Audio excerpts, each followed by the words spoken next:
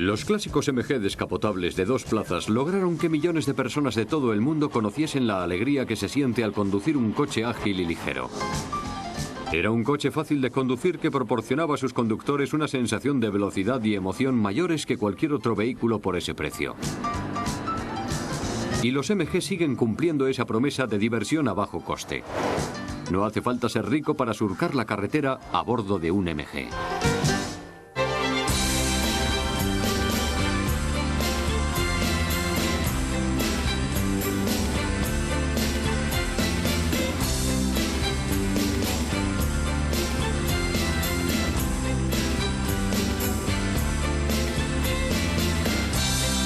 Grandes coches.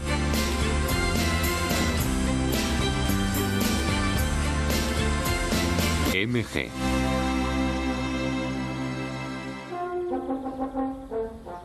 MG significa Morris Garages, que es el distribuidor de coches MG de Oxford. Cuando Cecil Kimber se convirtió en su director general en 1922, empezó a modificar los Morris Crowleys, bajándoles el chasis y dotándoles de una carrocería más deportiva. El resultado fue el Old Number One, el viejo número 1, el primer deportivo de Morris.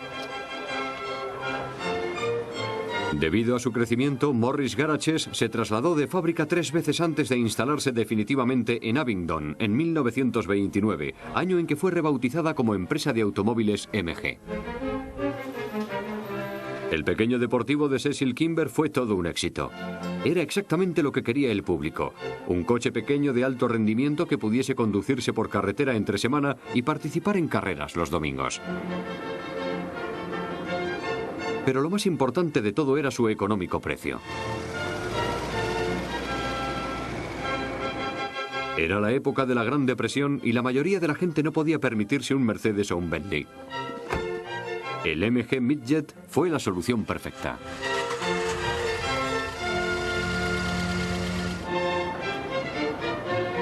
A pesar de su bajo coste, cada MG estaba fabricado a mano por artesanos cualificados. Todos los coches se probaban y se pintaban a mano antes de entregarse.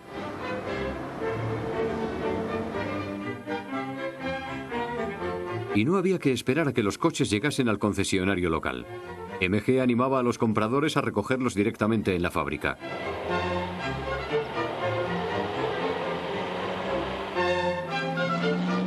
Desde allí, muchos clientes se iban derechos a participar en rallies locales, donde el pequeño coche demostraba su valía sobre los terrenos más duros.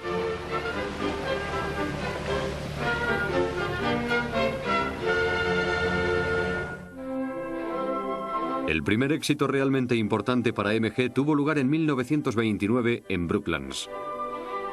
Construido en 1908, Brooklands fue el primer circuito de carreras con pista de hormigón embancada del mundo. Era un acontecimiento de 2 días de duración, similar a las 24 horas de Le Mans en Francia.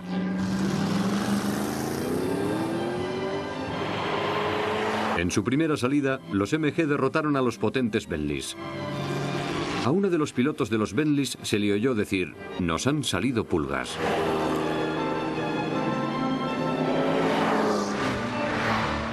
MG siguió dominando las carreras de coches durante los primeros años 30. Ganó competiciones como el Gran Premio de Irlanda, el Tourist Trophy de la Isla de Man y el TT del Ulster. También se llevaron a casa victorias en Italia, Alemania, Checoslovaquia y Mónaco. El creciente prestigio de MG en las pistas se tradujo en un incremento de las ventas.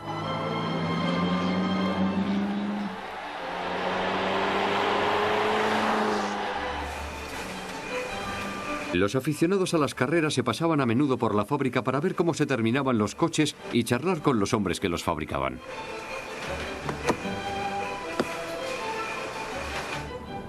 Si tenían suerte, podían hablar con pilotos de rally famosos como Ian Appleyard antes de que salieran a competir en alguna carrera.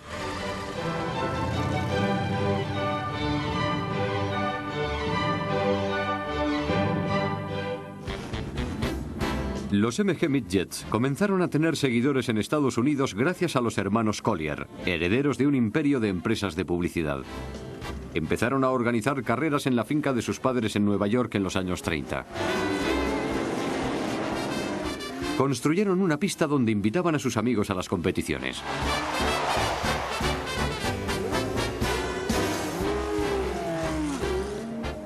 Los tres hermanos, Baron Jr., Miles y Sam, estaban al tanto de las carreras europeas y cuando vieron competir a los MG no pudieron resistirse a ellos. Los MG se convirtieron en los favoritos de las carreras gracias a la mujer de Baron, que los había visto correr en Brooklands y compró uno como regalo de boda para su marido.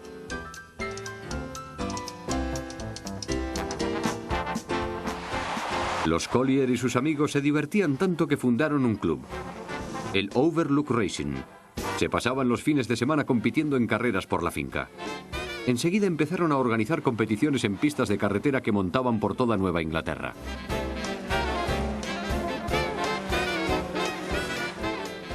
Cambiaron el nombre de su club por el de Club de Automóviles de Carreras de Estados Unidos y empezaron a popularizar los rallies, que eran una modalidad de competición genuinamente europea. La primera carrera tuvo lugar en Alexandra Bay, en Nueva York, y concentró a 10.000 espectadores.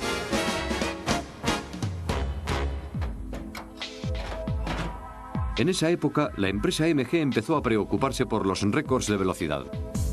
Fabricó un coche especial llamado Magic Midget.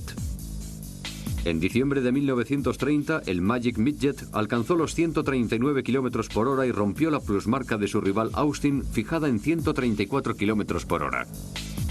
En 1932, el piloto George Easton se propuso superar la barrera de los 192 km por hora en Pendine Sands, en Gales.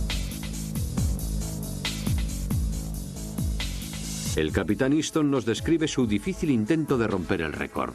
We found when we got there that the place was strewn with razor shells, and I had to get the assistance of the local schoolmistress to close her school and get the children out to collect all these razor shells in baskets, and that was done.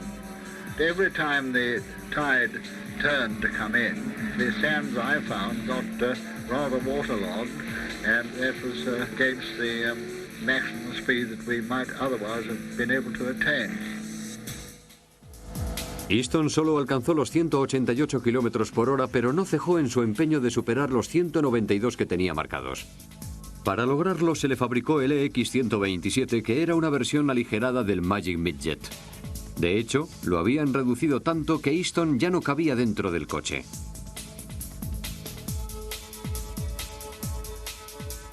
Le sustituyó el piloto Bart Denley, que por fin logró batir el récord. El coche llegaría a alcanzar los 224 km por hora en una autopista alemana antes de ser adquirido por Mercedes-Benz para su estudio.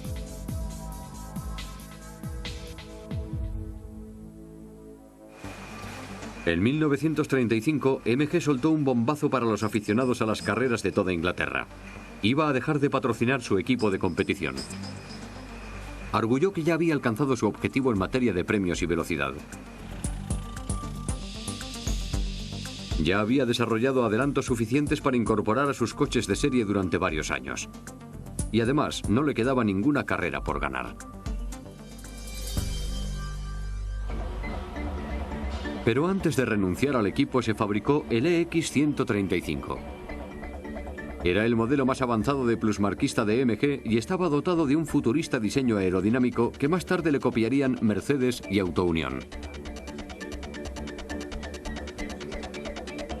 Durante años compitió patrocinado por propietarios privados hasta que cayó en las manos del mayor Goldie Garner. Con un motor sobrealimentado, Garner condujo el EX135 a una velocidad récord de 230 km por hora en una autopista alemana.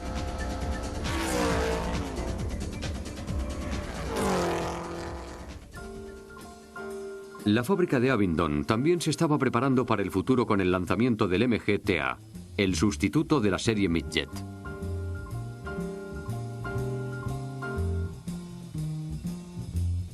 Desgraciadamente, el TA no tuvo una nueva acogida y justo cuando se le iba a reemplazar por el mejorado TB, se desató la Segunda Guerra Mundial.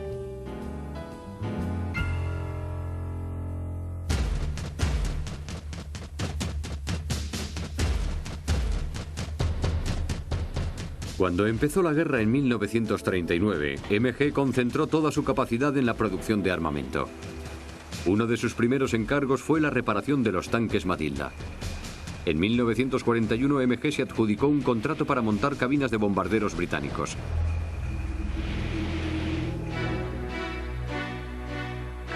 Al final de la guerra, Gran Bretaña tuvo que enfrentarse al difícil reto de reconstruir el país.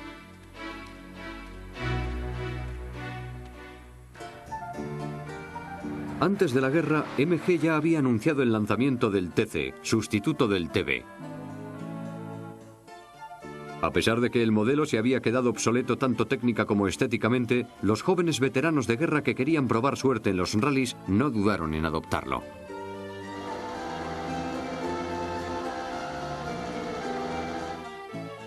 MG era consciente de que cuantos más coches exportase, más materias primas podría importar, e inició una campaña comercial internacional para obtener las codiciadas divisas.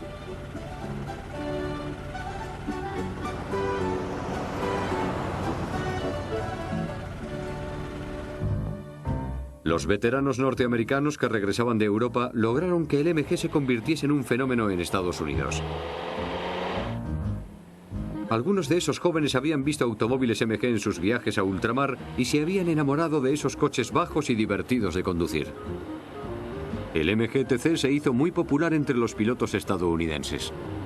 Para muchos norteamericanos fue el primer coche extranjero que vieron.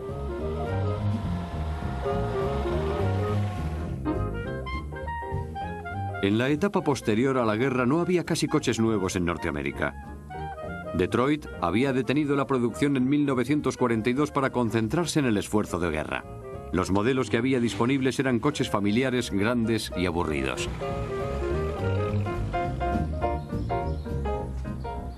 El MG-TC fue el antídoto perfecto contra la depresión de la posguerra. Era una joya de coche que se manejaba bien, consumía poca gasolina y resultaba divertido de conducir.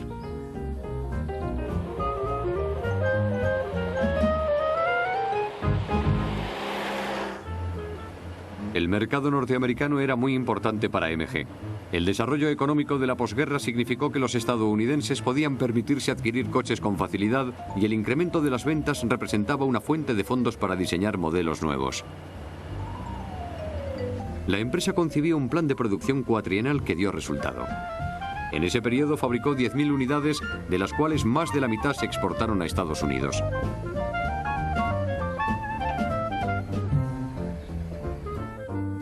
El éxito del MG desencadenó una avalancha de coches británicos en Norteamérica. Jaguar introdujo su XK120, un deportivo de serie que alcanzaba los 200 km por hora. Para los presupuestos más ajustados existía el Triumph TR2. Y para los entusiastas más acaudalados, Aston Martin disponía del deportivo más lujoso y atractivo que se podía comprar, el DB2. Todos esos modelos se habían desarrollado después de la guerra y tenían un aspecto decididamente más moderno comparado con el MG. MG siguió fabricando la serie T y sacó el modelo TD, que introducía pequeñas mejoras como la suspensión frontal independiente. Después vino el TF, que presentaba ligeras modificaciones cosméticas. Pero hacia 1953 los MG parecían reliquias. Había llegado el momento de devolverle la chispa a la marca. Una vez más, MG centró su interés en los récords de velocidad. Esta vez en Bonneville Salt, en las afueras de Wendover, en Utah. El MG EX 179 se parecía al coche plusmarquista de preguerra del mayor Goldie Garner, pero tenía un motor más grande y más eficiente. Se esperaba que batiera una serie de récords en la categoría C. El primer día, pilotado por Ken Miles y Johnny Lockett, batió el récord del mundo de velocidad en 12 horas, registrando 226,89 km por hora.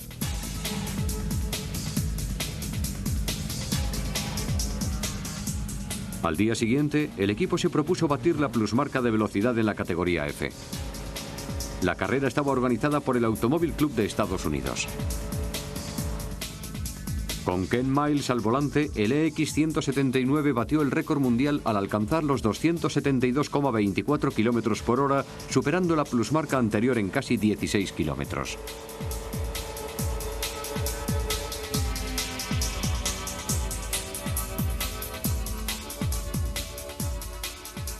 En solo 2 días, MG batió 16 récords internacionales y 47 récords de Estados Unidos.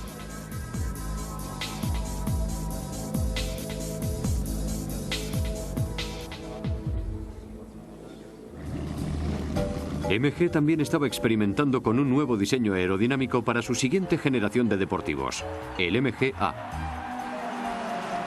Eran unos coches muy atractivos que debutaron en 1955 en Le Mans. Estos prototipos de carrocería de aluminio terminaron en 5ª y 6ª posición y marcaron el inicio de una nueva era para MG.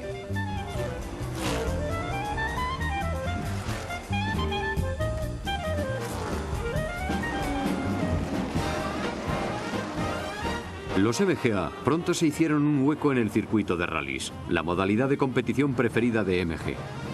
Allí demostraron que eran dignos sucesores de la Serie T. El público acudió en masa a comprar el nuevo modelo.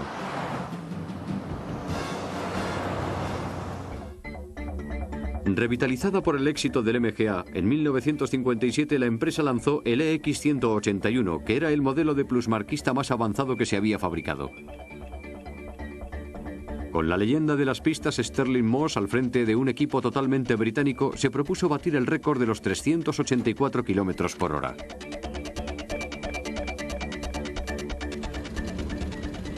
El EX181 estaba diseñado por un ingeniero de MG, Sid Eniver, y no se parecía a ningún otro coche. Eniver había sido el responsable del desarrollo del MG-A y su experiencia con el aerodinamismo le ayudó a crear un coche con aspecto de proyectil que prometía convertirse en el modelo más veloz de MG.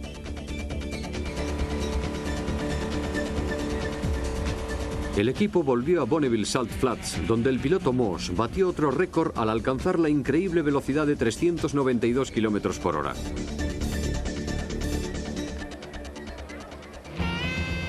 MG volvía a estar en la cima. Su MG-A se vendía muy bien. En 1958 reforzó el modelo con una versión de doble árbol de levas. Dirigido a los aficionados de fin de semana, alcanzaba una velocidad máxima de 184 km por hora, pero carecía de un interior cómodo.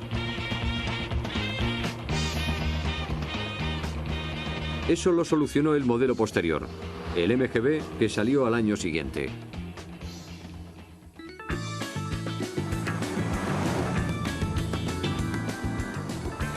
El MGB ofrecía mejor rendimiento gracias a un nuevo motor de 1789 centímetros cúbicos y mucha mayor comodidad.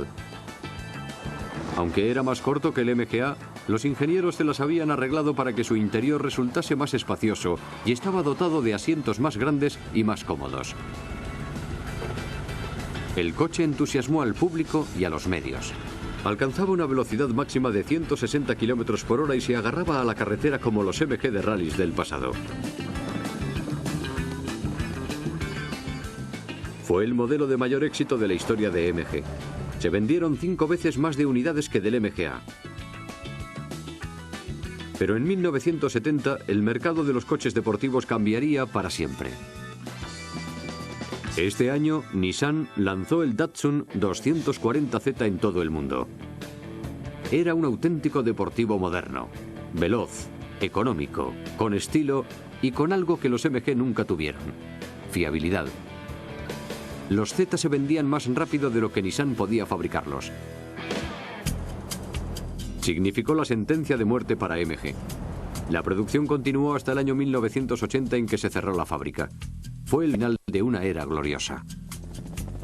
Pero el nombre de MG permaneció vivo en los corazones de sus muchos seguidores en todo el mundo.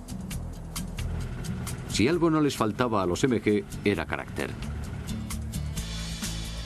Los fieles aficionados adoraban a los pequeños coches. La noticia del cierre de MG causó una gran conmoción en todo el mundo. British Leyland, que también poseía Triumph, no se lo esperaba. La empresa se dio cuenta de que el logotipo hexagonal de MG seguía significando algo y trató de explotar la marca.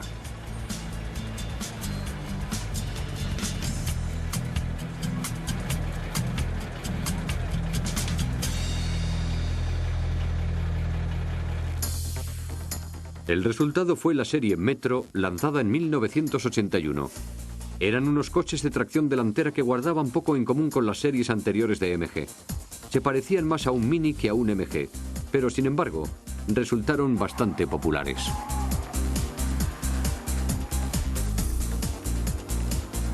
La serie Metro marcó el regreso de MG a las competiciones. El Metro 6R4 tenía una potencia al freno de 400 caballos. Compitió con éxito durante varios años en la categoría B. Pero tras una serie de trágicos accidentes atribuidos a la velocidad de los coches, los rallies de categoría B se prohibieron en 1987.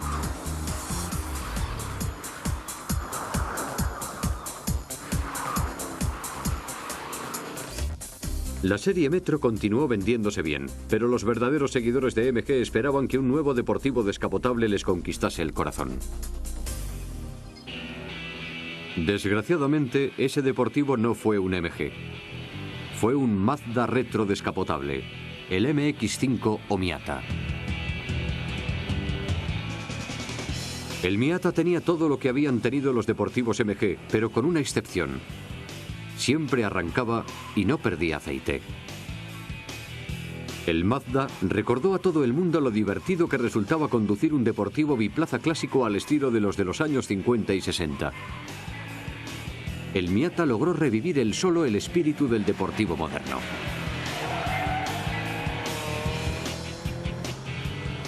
Jaguar se sumó a la tendencia con el nuevo XK descapotable que recordaba al XKE clásico. Y Porsche sacó el Boxster.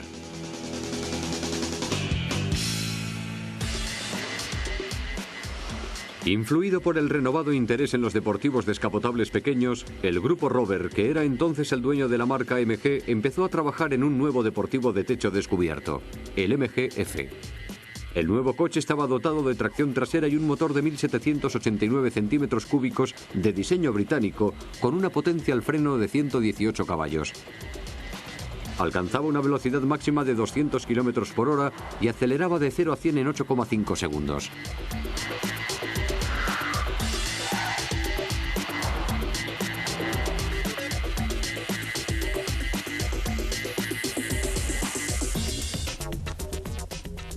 El MG-F fue lo que los aficionados a los deportivos británicos habían estado esperando. Estaba dotado de los últimos avances técnicos a la vez que conservaba el encanto clásico de MG.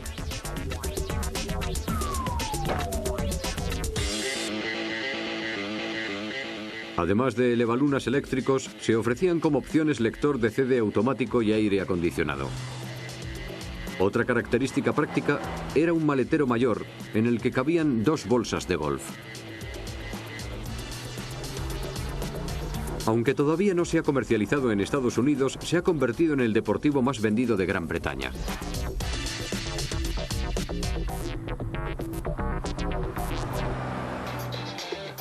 MG había vuelto. En 2000 amplió su línea con 3 nuevas berlinas deportivas: los MG ZR, ZS y ZT. Eran modelos que proporcionaban a aquellos conductores que necesitaban un asiento de atrás la misma emoción al conducir que el popular MG-F. La empresa, que nunca fue célebre por disponer de una amplia variedad de coches, tenía por fin modelos para todo el mundo. Aunque Rover resultó vendida y después vuelta a vender, parecía que MG superaría todos los obstáculos. MG ha abarcado una gama que va desde ágiles coches deportivos que hechizan a medio mundo a automóviles de carreras plusmarquistas mundiales. Es un coche que siempre ha girado en torno a la sensación de velocidad. Puede que en el mundo existan coches deportivos más avanzados, pero no hay ninguno que sea tan divertido de conducir. Y todo se debe a su amor a la carretera.